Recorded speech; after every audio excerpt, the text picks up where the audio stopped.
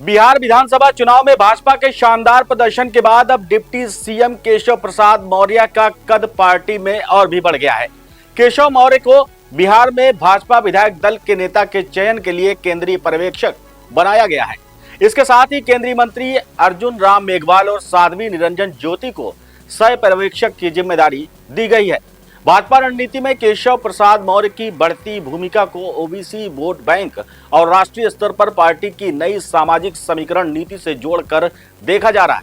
आइए पूरी खबर विस्तार से बताते हैं। नमस्कार, मैं सुनील चतुर्वेदी और आप देख रहे हैं नेशन नाउ समाचार। डिप्टी सीएम केशव प्रसाद मौर्य का भाजपा में कद अब और भी बड़ा हो गया है। बिहार विधानसभा चुनाव में बतौर सह प्रभारी बेहतर प्रदर्शन करने के बाद उन्हें वहां पर पार्टी विधायक दल का नेता चुनने के लिए केंद्रीय पर्यवेक्षक बनाया गया है।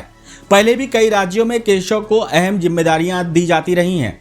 अब बिहार में बड़ी जिम्मेदारी को काफी अहम माना जा रहा है।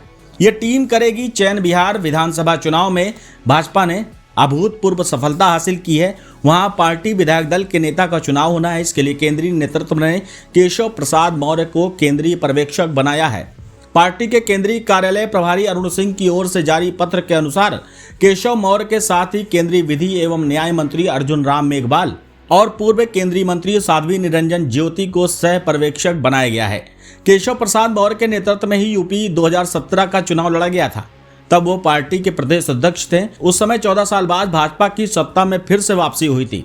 पार्टी ने 3/4 बहुमत के साथ सरकार बनाई थी। उनके महाराष्ट्र विधानसभा चुनाव 2019 में भी ये सह प्रभारी की जिम्मेदारी इनको दी गई थी। भाजपा वहां भी सबसे बड़ी पार्टी बनी थी। पश्चिम बंगाल में भी उनको चुनाव प्रबंधन में लगाया गया था। यूपी में भाजपा को पहली बार ओबीसी चेहरे कल्याण सिंह के नेतृत्व में सत्ता हासिल हुई थी। उसके बाद 14 साल बाद 2017 में सरकार बनी। तब बतौर प्रदेश अध्यक्ष केशव प्रसाद मौर्य का ही चेहरा था।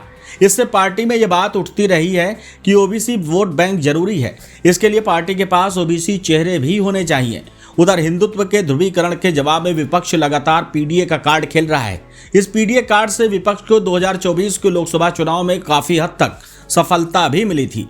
ऐसे में भाजपा को भी लग रहा है कि किसी तरह पीडीए का तोड़ निकाला जाए। इसी नजरिए से केशव प्रसाद मौर्य उनके पास ओबीसी का बड़ा चेहरा है। यूपी के बाद अब पार्टी इसी का लाभ लेने की कोशिश पार्टी राष्ट्रीय स्तर पर कर रही है।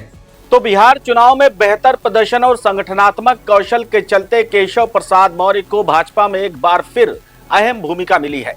उत्तर प्रदेश, महाराष्ट्र और बंगाल में संभाली गई जिम्मेदारियों के बाद अब बिहार में उनकी नई तैनाती को पार्टी की दीर्घकालिक रणनीति का हिस्सा माना जा रहा है। ओबीसी वोट बैंक को साधने की राजनीति में भी उनकी भूमिका निर्णायक दिख रही है। फिलहाल के लिए बस इतना ही। आप देखते रहिए नेशन नाउ समाचार पर खास खबरें।